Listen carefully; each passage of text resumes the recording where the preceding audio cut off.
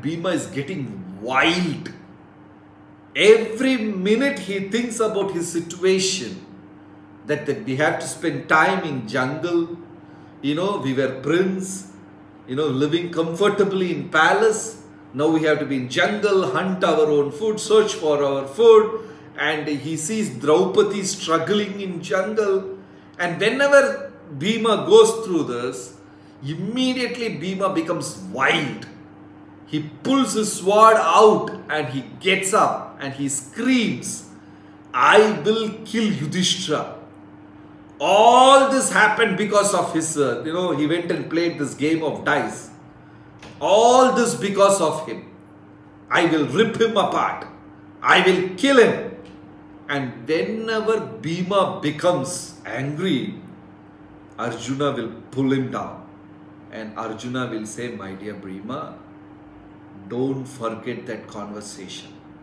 Bhima will ask, what conversation? You remember that we were very young and we were sleeping one day, and the conversation between our mother Kunti and our uncle Vidura? Yudhishthira is dharmic. Never speak a word against him, and he will pull him down.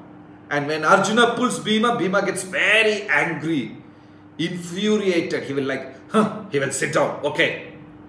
Then again after some days, again Bhima will get wild. Again Arjuna will say, you remember that story that other day they were our mother and uncle with Bhima? Yeah, so what? Sit down. So anytime Bhima gets disturbed, Arjuna is there to protect. This is a real friend. Really understanding that my friend is in deep trouble and pulling him back to spirituality. We also have friends. Sometimes we do mistakes and they come and tell you, yeah, don't leave it, okay? Let us raise our voice. We have to find this. They will instigate our ego. Actually, they are not real friends. They are like shadows. They are not the real friends. But a friend like a mirror is the real friend. So this goes on. Whenever Bhima gets disturbed, Arjuna is there to calm him down, to console him and bring him back to the original position. Then immediately he will realize his spiritual position and he will calm himself. He will console himself, So this went on for years. Then the 13th year of their the jungle, 12-year Vanavas, and 1 year incognito, they have to hide themselves. It's a trap. And in the 13th year, if they are located, if they are found, then again the whole thing repeats. Another 12 year in jungle. This is a amazing trap created by Shakuni. He's a very special person. Nobody can think like Shakuni, So the 13th year, by the will of Providence, Arjuna got a curse. He turned into eunuch. Neither man nor woman. He got this special curse. It's by the will of God actually. So the 13th year, Arjuna became a Shikandi. Arjuna became a eunuch, neither man nor woman, in between thing. So Arjuna was devastated. See, there are many men in this satsang listening to the talk. How many of the men will be ready to drape a sari, wear a sari and walk on the street? Or whatever ladies dress. How many men will be ready to wear it and walk on a street? But nowadays, women wear men's clothes and they walk. There is no problem. But I don't think men will wear women's clothes and can they walk? Their ego or whatever it is will not allow.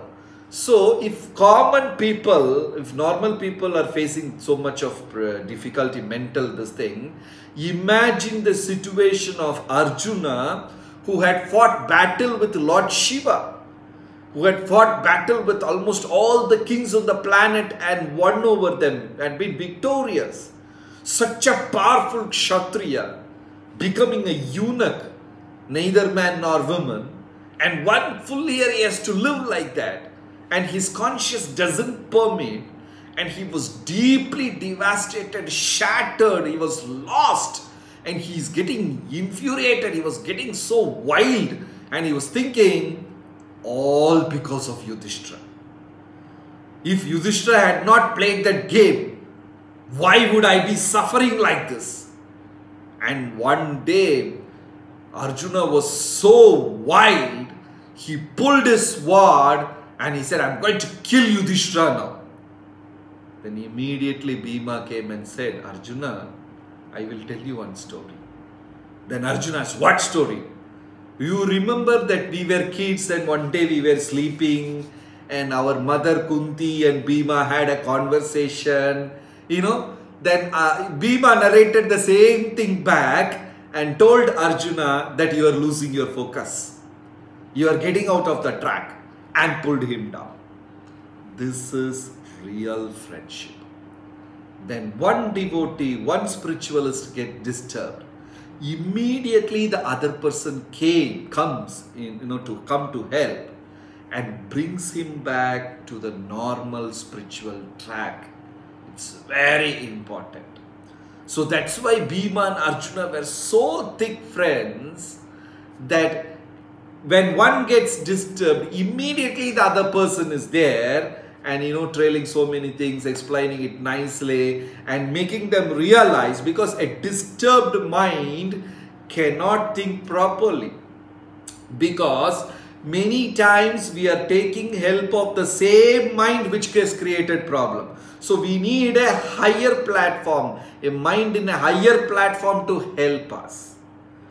So this way Arjuna and Bhima had a wonderful relationship throughout. When Bhima gets into trouble, Arjuna is there to protect. When Arjuna gets into trouble, Bhima is there to protect. And we need at least one friend like that in our Krishna consciousness, where we can comfortably open up everything, and that friend is also very matured, handles it nicely and connects it to Krishna consciousness. And when that friend gets into trouble, I go to his help and understand the situation very matured way, then connect it to Krishna consciousness. This is very, very important. And if we have that kind of a friend in Krishna consciousness, then my spiritual life is smooth, or at least it is protected, and I can be so sure and I am blessed. And if I don't have that friend where I can open everything up and really trust him, that means I am unfortunate if I don't have a friend like that. It is very important that we have a person in our life who can go really deep into our life and find out where the problem exactly lies. I remember a couple went in front of their spiritual master, and they were like blaming each other, and they presented a problem, a complaint to the spiritual master. And the complaint is this: they bought a new car, and this happened in Middle East countries. They bought a new car, and things are highly restricted in Middle East countries. In the car you cannot keep Krishna's picture.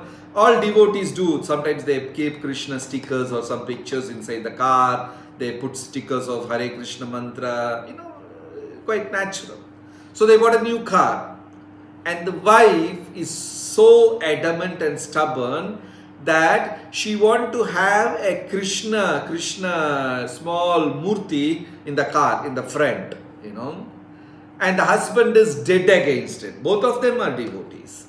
Husband is telling, no, I have to take the car for garage, for washing and so many things.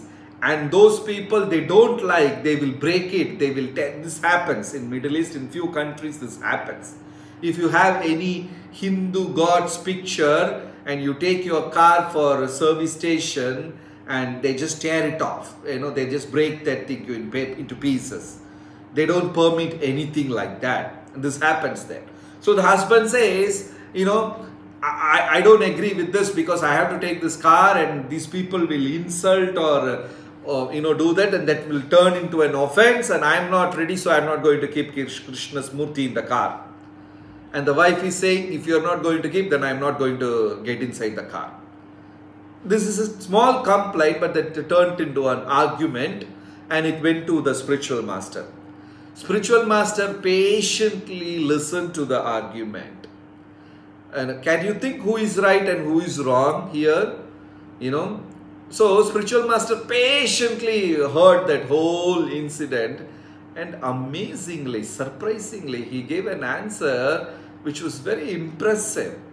The spiritual master said, the problem is not about the car or Krishna's murti or the service station. No, the problem lies in between you, and you are in a competition that who should listen to whom.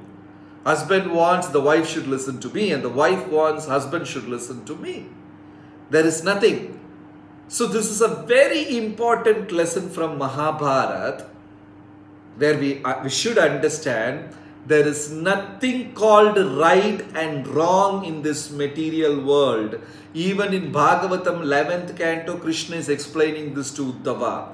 There is nothing called right and nothing called wrong in this material world. It is all relative, and the example given is two friends travel through a jungle. This is the example given in Upanishads about what is right and what is wrong, and Krishna is explaining this to Uddhava in a very big way in Uddhava Gita 11th canto. Two friends were passing by jungle. They were passing through a jungle, and suddenly they heard a roaring sound from the bushes, and immediately one friend ran away and one stayed back.